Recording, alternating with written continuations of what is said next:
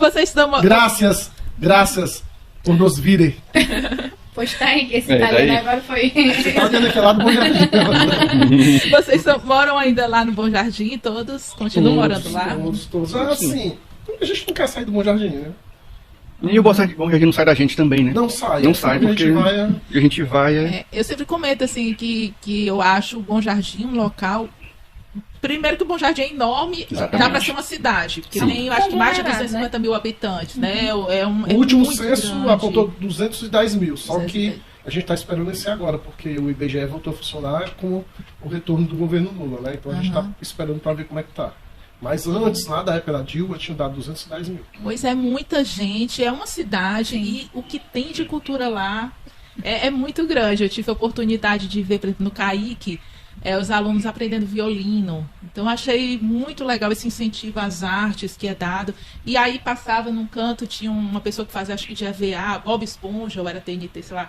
Fazia umas coisas criativas enormes. E a gente ficava, puxa vida, a gente precisa mostrar esses artistas que estão aqui, que muitas vezes não tem onde mostrar, não tem espaço, né?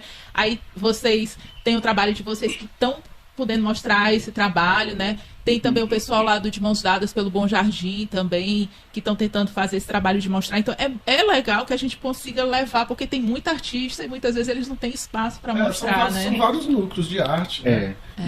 As mais variadas expressões, né? Gente do movimento reggae, movimento de terreiro, movimento rock, né? Que somos mais movimento de teatro, outros grupos de audiovisual, né? Fortalecidos, literatura. Quadrilha, capoeira, muita coisa, assim. Culturas populares da maneira geral, né?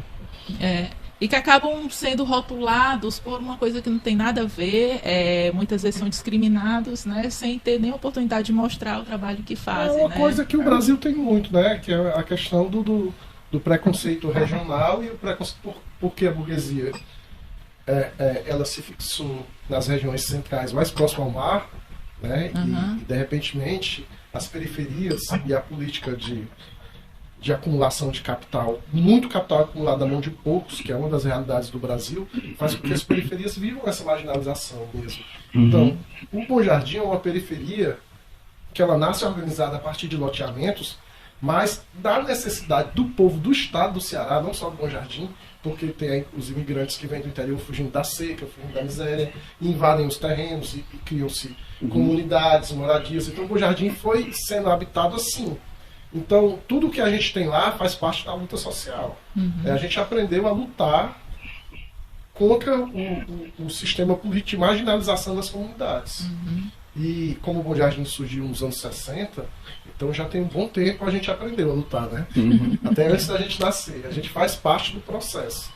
Mas antes da gente já tinha outras pessoas, né? Teve a teologia da libertação, teve a questão dos sindicatos, a questão dos partidos de esquerda, né? Desde o Partido Comunista até o último que surgiu, dos que se dedicam à eleição, que é o PSOL, que é muito forte lá dentro. Então tem toda uma movimentação de valorização do espaço, né? De reconhecimento. E é isso aí. É uma realidade do Brasil, né? Do Brasil e talvez do mundo, né? Mas do Brasil principalmente, né? Porque essa perifericazação, eu questão da periferia, né? A construção da periferia muitas vezes se dá justamente por esses atividades sociais, digamos assim, né? E que muitas vezes é reflexo da própria governabilidade, né? Então, porque eles falam de ocupação de espaços, né, e tal, e o próprio conceito de favela nasceu disso, né? De um pessoal que, né, de uma classe social, que no caso eram os soldados lá da Guerra dos Canudos, né, que fizeram o massacre, voltaram tiveram a promessa de ganharem casas, né, vocês tal, e na época o capital era no Rio de Janeiro, né, aí o governo prometeu casas para eles e tal, aí fizeram o massacre, voltaram, aí ficaram no banho-maria, não receberam as casas, e aí a providência que eles tomaram foi ocupar um morro, né, e daí aí nasce o morro da Providência, né, que é como chamado lá no Rio de Janeiro. E aí eles começam a construir esse espaço desordenado a partir dessa atitude drástica, né, e começa a se popularizar a palavra favela, né, favelização, né, que a origem vem, não sei se, enfim, vem de uma planta, que era aqui do Nordeste, né, do Agreste, e pela referência da planta também começou a chamar do Morro dos Favelados, né, essa favela e tal, né. E aí a gente percebe que todo esse crescente histórico de de construção digamos assim, desse povo periférico hoje passa por um processo de perificação não só física, né? Ou seja, a periferia não é periferia só porque está na borda da cidade, porque os seres periféricos são a estrutura da cidade, né? Não, a galera da periferia, no caso do Bom Jardim, não é centro, é o periferia. Ou seja, a gente está lá no centro, a gente está no meio, a gente tá no todo, né? A gente está no todo. Mas aí digamos assim, essa discriminação, né, que você colocou e que ele está fortalecendo com outras, né, a partir de outros caminhos, né, porque o grande que são camadas de preconceitos, né, preconceito pela classe social, preconceito pela pele, preconceito pela sexualidade, preconceito pelo gênero, pela sexualidade. Sim. E aí você vai vendo grupos que vão acumulando. Quanto mais você acumular isso, é estrutural, né? Na verdade é estrutural. A gente precisa ainda continuar falando, porque tudo aquilo que a gente não nomeia é mais difícil de se trabalhar, de se tratar, de se desenvolver, de, sei lá, enfim, de se combater, né? Podemos até dizer isso.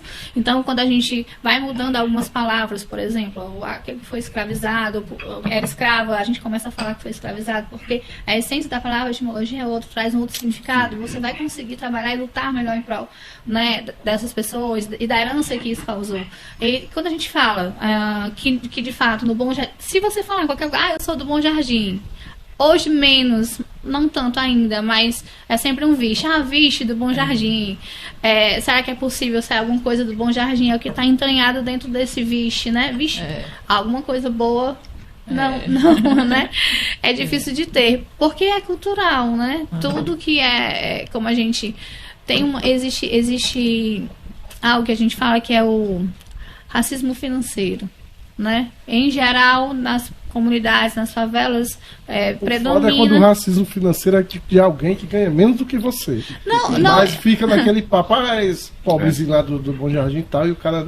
Eu falo do próprio investimento mesmo, assim, a verba que é disponibilizada para a estrutura do Bom Jardim, por exemplo, é completamente diferente de uma verba que é disponibilizada para a aldeota, né? Então, existe um preconceito financeiro ali, no sentido de investimento do nosso próprio governo, né? Então, são muitas coisas. E aí, mesmo em meio a tudo isso, a gente consegue produzir cultura. Verdade. Vem aqui quem está com a gente. Somos uma rede, um beijo para vocês, pessoal da Colômbia que está aqui assistindo, acompanhando. A Colômbia que tem uma experiência de cultura em favela, que é a Comuna 13, que é uma das experiências de cultura em favela mais importantes do planeta. Que justamente a Comuna 13 era onde tinha toda a questão do narcotráfico e tudo, houve uma intervenção muito forte do Estado, e hoje em dia a comunidade respira cultura.